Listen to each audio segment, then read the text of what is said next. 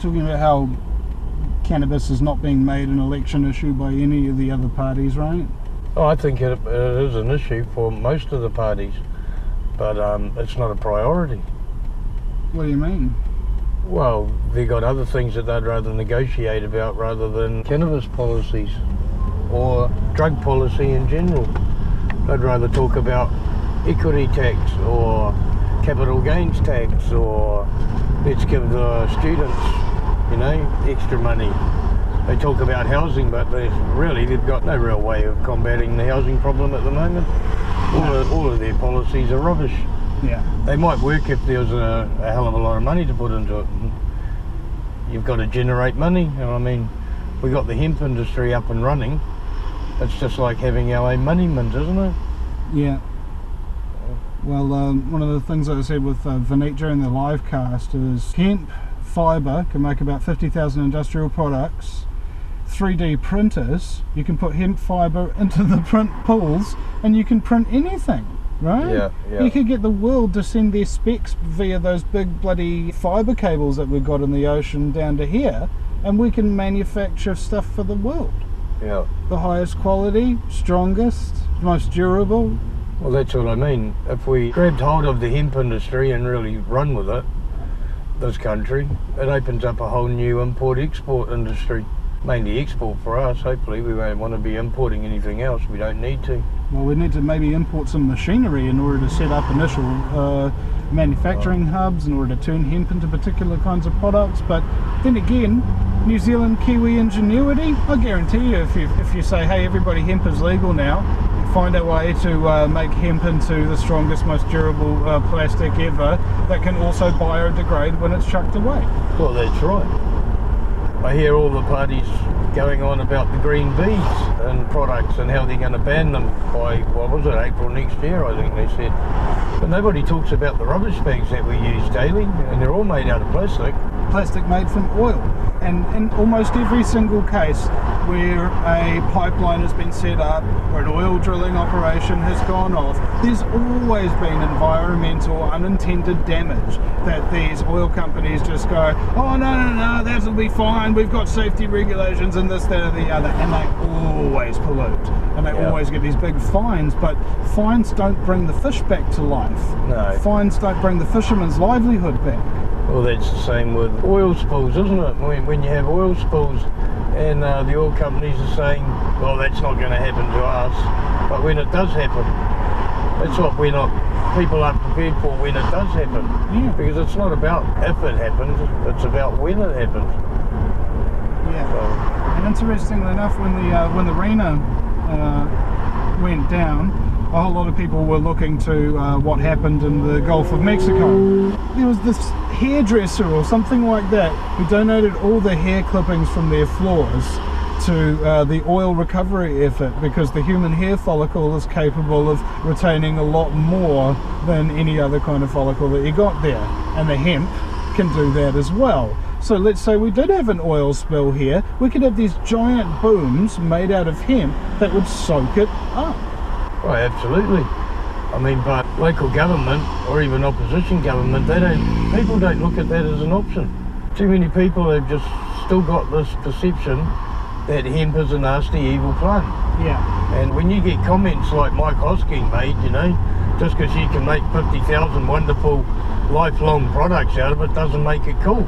Well, you know, in my book it does make it cool. It makes it very cool. If I can buy my next pair of jeans for the same price that you're going to pay for a pair of Levi's, and know that the next pair of jeans you buy is going to last for the rest of your life, to me that's very cool. To me that's cooler than cars that drive themselves. Driverless cars are scary. That's not cool to me. Well, these things are all made of aluminium, which is a very light and crumpleable and weak metal, whereas hemp is very light and very strong. Yeah, very durable. Yeah. So if you're going to have driverless cars, you should be looking at hemp fibre for car panelling, because if there is a mishap, and they're run by computers, so of course there's going to be a mishap, at least they're going to bounce off each other. Yeah. The video I seen back in the day when Henry Ford made his car, I think it was 1941, they were hitting it with a sledgehammer and it was bouncing off. didn't even crack the paint. And that was in 1941. Crikey, imagine how strong you can make it these days. You could drive 2 cars 100 kilometres an hour going from opposite ends of the motorway at each other, cross over the median barrier, and just get really bad whiplash. Both your cars would just go bonk. Yeah. What would take a hammering would be your organs, wouldn't it? Yeah. I mean, guess which country has the world's highest rate of death by cars per capita? New Zealand. I was going to say New Zealand. Alright, so we've got a whole lot of old cars here, right? Back in the day we used to have Toyota manufacturing plants here and all of that kind of stuff. Now, I mean, if the hemp plant could provide all the raw resources for that, that's the return of manufacturing of New Zealand-made vehicles. That's turning New Zealand into an export economy. Yeah. I always feel that New Zealand drags their feet on so many things, you know. Most of the demise that this country's facing can be fixed with the hemp industry. And I'm only talking about the industrial side of it. Apparently the books were open today, everyone could have a look at the coppers, and there's $7 billion in surplus. I got 2 questions to ask. If there's $7 billion in surplus, how come we've still got a problem with education and health and housing? And why is there $7 billion in the surplus when it should be spent on health, education and housing? Well, the reason why there's that surplus is because they cut $7 billion from spending health and education and and that kind of thing. Oh, this is our surplus, and then they go and borrow more money from the international banks. Yes, at radical interest rates. Yeah, I believe we pay around $222 per second interest on the deficit that we owe. You know, it cost the country $1,800 for you to make that statement. Sorry, taxpayers. That's the point. It's actually now getting comical, and as we're driving around, I see all these people with their Labour Party signs. Labour's not going to frickin' change the laws on cannabis, or anything for that matter, for the benefit of people. And like I said, Labour can talk about it like they're talking about it now, and they're open-minded and they're liberal or whatever, but it's not going to be a priority if they get into Parliament. Well, what's their track record? Selling strategic assets and undermining the country's sovereignty in preparation for a world government. Doesn't matter which Labour Prime Minister you look at, that's what they frickin' do. And the same with every national Prime Minister that we've ever had. Sell strategic assets, weaken the national sovereignty, ripen us up for enveloping into a world government, you know. And so people still having their faith in these major parties, any faith whatsoever, even mild hope, I find ridiculously offensive. Well, how can you have mild hope when that's all farmers hope for? You know, they choose to be farmers, and everyone knows that's a hard out industry to get into. And now when they hear they're going to get taxed all these ridiculous water rates, it's going to cripple a few farmers, if not force them into divorce and possibly suicide. I mean, the government puts so much weight on people's shoulders they don't know what to do, you know, and they keep promising all these things and they never deliver on them. And like we're saying the water rates tax is ridiculous. The governments have to stop charging taxes. That's absolutely ridiculous. You've got to find a way to generate money. Hello? The cannabis and hemp industry would boom in this country. Yep. You know, export would boom. Farmers would be happy. They're growing a crop that actually gives them an annual income. Well, I think there's, on top of that, we're talking about not just the industrial hemp, that's 50,000 industrial products, that's an entire country's economy overnight revitalised by printing its own cash that does not depreciate in value forever. That alone. What's more interesting, and I think probably more important right now for a lot of people, is the pain that they're in every single day because of the chronic conditions that they're suffering that cannabis can treat, if not cure.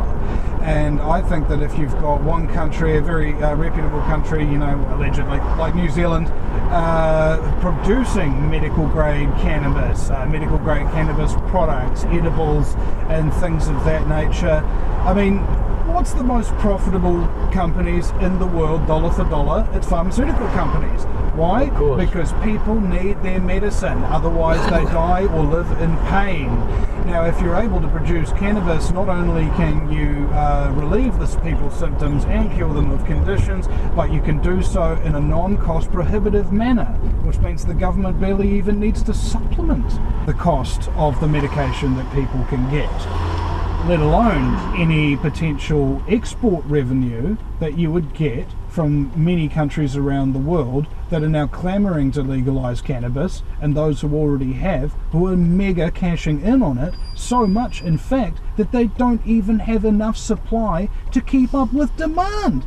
We have a cash cow opportunity here unlike any that exists with any other party.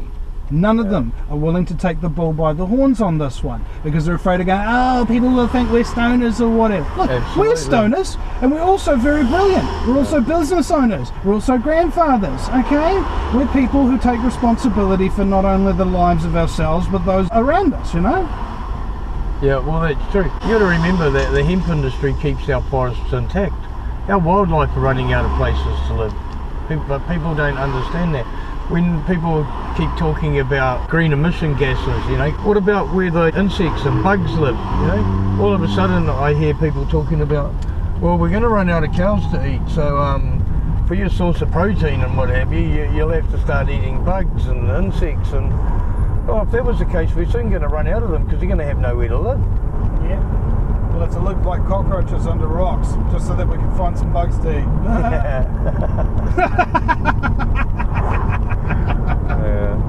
The future. It's so bright without cannabis, isn't it, ladies and gentlemen? And you can imagine how depressing things get without it. Thanks very much for watching, ladies and gentlemen, and just remember to go to the Cannabis Party Facebook page and cannabis.org.nz for more info. Cheers.